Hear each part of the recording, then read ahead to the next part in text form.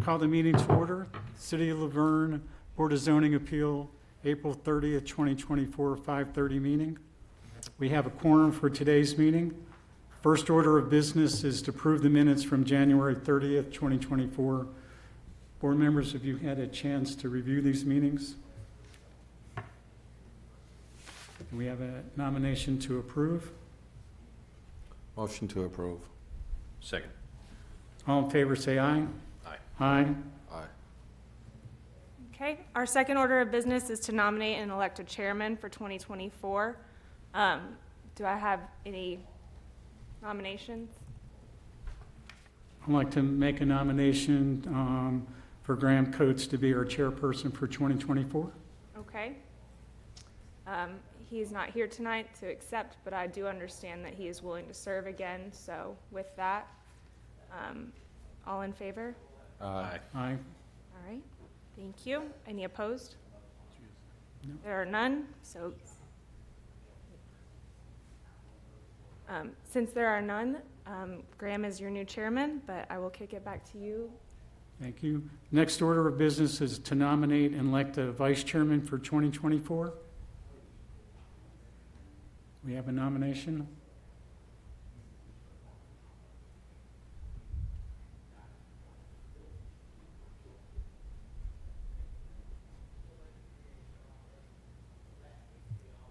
Nominate Craig Fogg. A second. All in favor? Aye. Aye. Thank you. Moving to new business. First item is a request for a sign variance. Property located 1210 Heil Quaker Boulevard, tax map 17, parcel 28.03. I-2 Heavy Industrial Zoning District, property owned by Ryder Truck Rental, Inc. Mr. Logan, can you provide an update on this? Yes, sir, thanks. So I'll start with the report for this item. This applicant is requesting approval of a sign variance on behalf of their client, Ryder Trucks. This site has been home to Ryder for several years. This property is zoned I-2, heavy industrial zoning, and this applicant wishes to install a monument sign on an existing brick structure.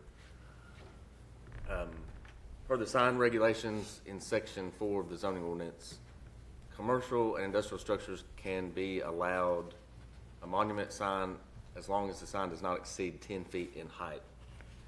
This proposed monument sign on the plans is shown as 10 foot,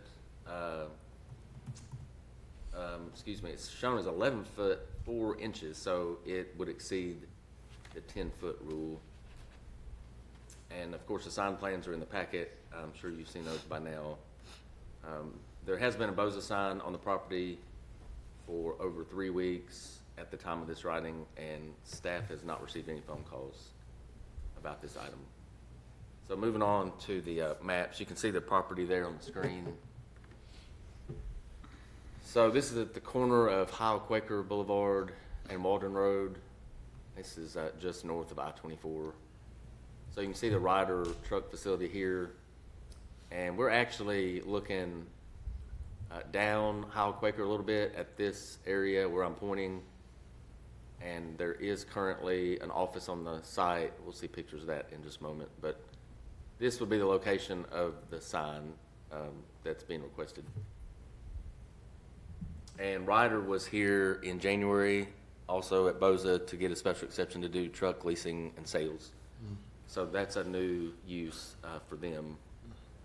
So just zooming out a little bit, again, Heil Quaker, you can see Waldron running north and south. And this is Interstate 24 at the bottom of the image. And on the zoning map, the dark blue color denotes I-2 heavy industrial, so quite a large area, of course, of heavy industrial. Just a little bit of commercial in the red along Waldron.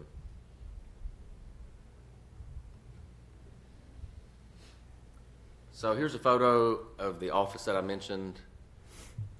So you can also see the existing brick structure and the existing sign that says Ryder today. So this would be the location here on the right side of the photo of the proposed sign. And just out of the photo to the right is Howell Quaker Boulevard. So the next screens will show the sign plans for this monument sign. Zoom in here and show you. So zooming in, this is the sign they're proposing that would actually sit on that existing brick structure that's out there today. And then this is the office, of course, to the right.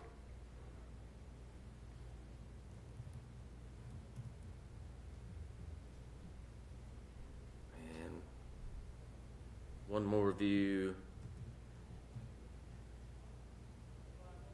And this is looking toward Walden Road, so now the sign will be on your left.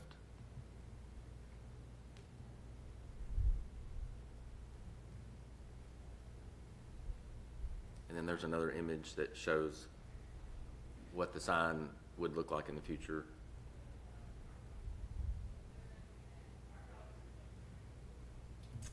And then the other slides just show some of the technical details of the sign, and they also show the property with the parking layout. So that completes the report, and I'll be happy to answer any questions. Thank you. Thank you. Do we have a representative for this item? You come to the podium, please. If you'll raise your right hand, do you swear to tell the truth, the whole truth, and nothing but the truth, so help you God? Sir, I do. Anything you want to add to Mr. Logan's report? No, Mr. Logan, thank you so much, and thank you all for allowing us to be here. The intent of the sign is for Ryder having the vehicle sales, which is separate from the other. It's a separate business. My oversight on the 10-foot, we designed a 10-foot cabinet, yet once you added the monument, the brick base, that could be all adjusted. The monument sign is going to be an illuminated, internally illuminated sign with flex face material. For durability, aluminum extruded cabinet. It will be engineered accordingly to wind load. The intent is to have visibility up and down the road as Mr. Logan showed one of the new photos. The site is being enhanced. It's being upgraded to make the area look better, thus having landscaping and not look like the dilapidated trailer that it once was. Apologies for that. However, the intent is this is separate. This is wanting new customers, new clients, vehicle sales, aside from the facility maintenance, the gas, the tires and whatnot. They want to sell trucks. They want to sell used equipment. So that's the intent, to draw attention from Waldron and up Hewell Quaker Road.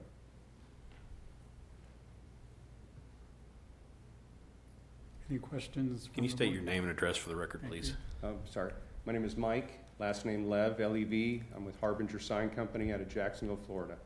Thank you. Any questions? No further question. I have none.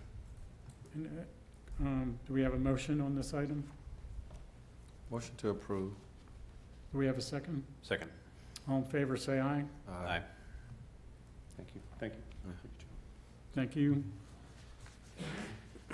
Next item is the appeal of the decision of the building official, property located at 141 Blue Valley Road, tax map 18I, Group B, parcel 21, R3 High Density Residential Zoning District, property owned by Brenda Pinkston.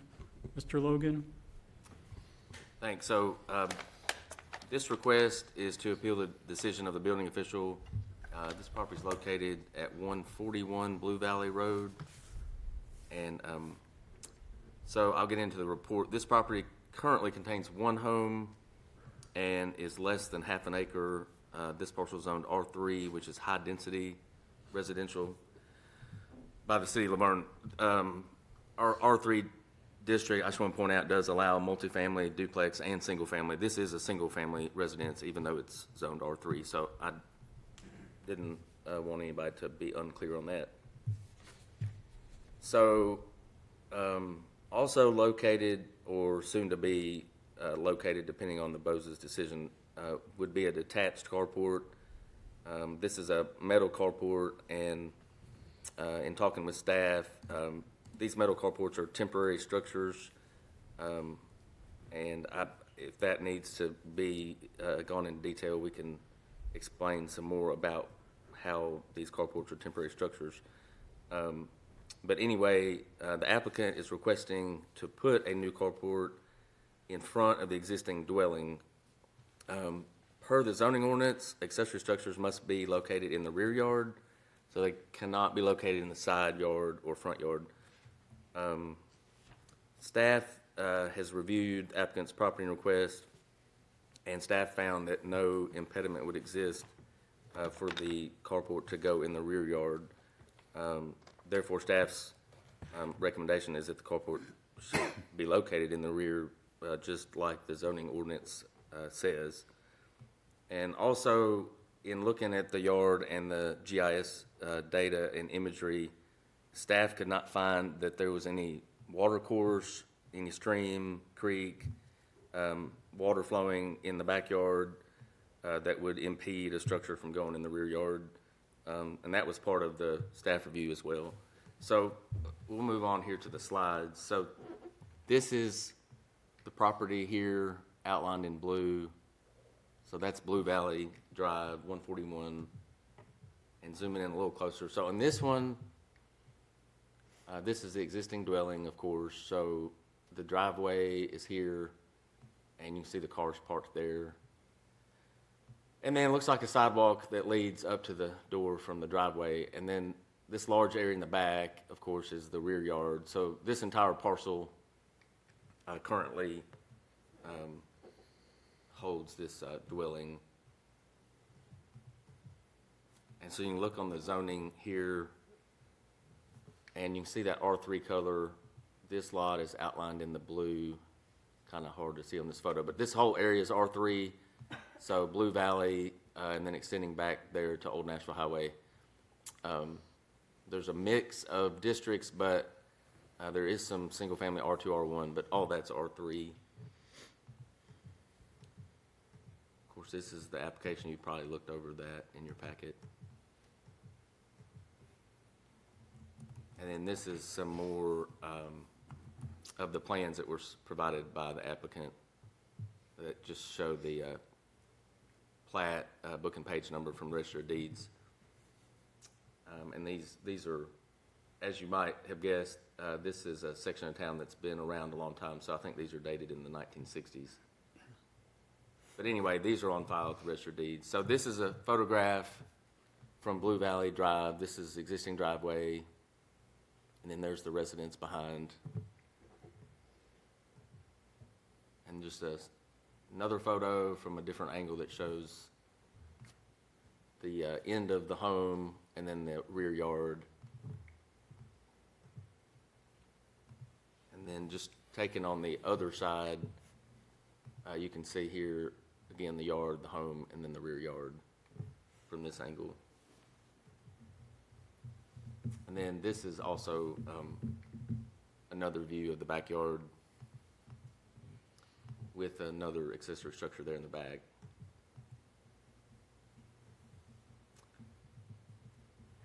So there's the report, and